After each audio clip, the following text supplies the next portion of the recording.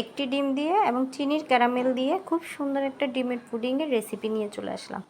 তো এত সুন্দর একটা ডিমের পুডিং দেখতে হলে তোমাদেরকে অবশ্যই পুরো ভিডিওটা দেখতে হবে কিভাবে বানিয়েছি। আসসালামু আলাইকুম, কেমন আছেন সবাই? আশা করি সবাই ভালো আছেন। যে যেখান থেকে আমার ভিডিওটা দেখতেছেন অসংখ্য ধন্যবাদ জানাচ্ছি। তো আজকে একটা ডিমের পুডিং বানাবো একটা ডিম দিয়ে। তো একটা কাপের মধ্যে ডিমটাকে আমি ভালোভাবে ফাটিয়ে নিচ্ছি। ডিমটা ভালোভাবে ফাটানোর পরে এটাতে আমি একে একে করে একটু ভ্যানিলা এসেন্স দিয়ে দিলাম, যাতে করে ডিমের গন্ধটা না থাকে। যদি ভ্যানিলা এসেন্সটা দেন তাহলে ডিমের যে গন্ধটা থাকে ওই গন্ধটা আর পাবেন না। আমি এরপর আরেকটু ভালোভাবে এটাকে ম্যারিনেট করে নিব। এরপর এটাতে পরিমাণ মতো লবণ দিয়ে দিলাম, আর দিয়ে দেব স্বাদ মতো চিনি। চিনি বলতে যে যতটুকু পরিমাণ মিষ্টি খান বা যেমন মিষ্টি পছন্দ করেন তেমন চিনি ব্যবহার করবেন। আমি কম খাই, এই জন্য আমি কমই দিলাম। বেশি মিষ্টি জাতীয় খাবার বানাই কিন্তু চিনিটা আমি কম দিই। তারপর আমি দুধ গুলাই রাখছি একবারে গাঢ় করে, ওই দুধটা এটার মধ্যে ঢেলে দিছি। আর ঢেলে দেওয়ার পরে আমি এটাকে একটু ভালোভাবে মিশিয়ে নেব, একটা আরেকটার সাথে ভালোভাবে মিশিয়ে নেব। আর মিশিয়ে নেওয়ার পর এখন আমি চিনির ক্যারামেলটা তৈরি করব। ক্যারামেলটা যদি পারফেক্ট না হয়, সুন্দর না হয়, তাহলে কিন্তু পুডিংটা খেতে আপনার তিতা লাগবে। তো অবশ্যই ক্যারামেলটা সুন্দর করে বানানোর চেষ্টা করবেন, একেবারে কালো করবেন না একেবারে। তো আমি ক্যারামেলটা করার জন্য পানি আর চিনি চুলার উপর দিয়ে দিলাম।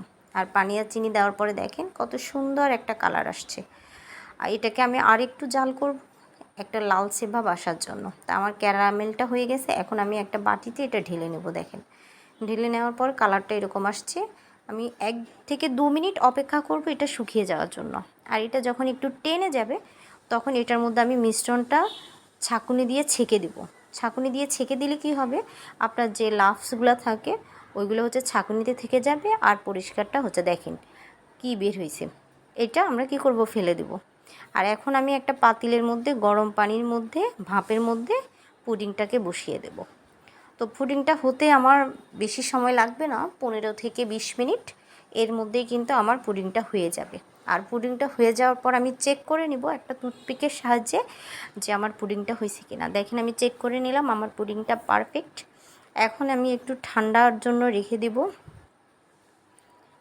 ঠান্ডা হওয়ার পরেই আমি এটাকে বাটি থেকে আলাদা করব, আর তখন কিন্তু আপনাদেরকে দেখাবো। এই যে ঠান্ডা হয়ে গেছে, একটু ভাপ উঠতেছে, ঠান্ডা হয়ে গেছে। এখন এটাকে আমি আলাদা করব।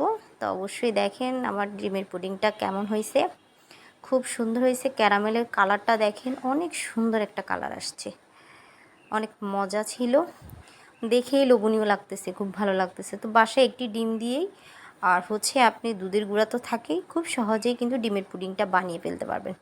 তো একটু কাটিং করে আমি আপনাদেরকে দেখাই কতটা সুন্দর এবং লোভনীয় লাগতেছে। দেখেন একেবারে নরম তুলতুলে হয়েছে।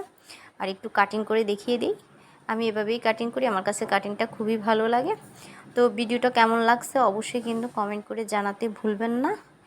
আর যারা নতুন তারা অবশ্যই সাথী ডেইলি ব্লগ পরিবারের সাথে যুক্ত হয়ে যাবেন আরও সুন্দর সুন্দর নতুন নতুন ভিডিও পাওয়ার জন্য।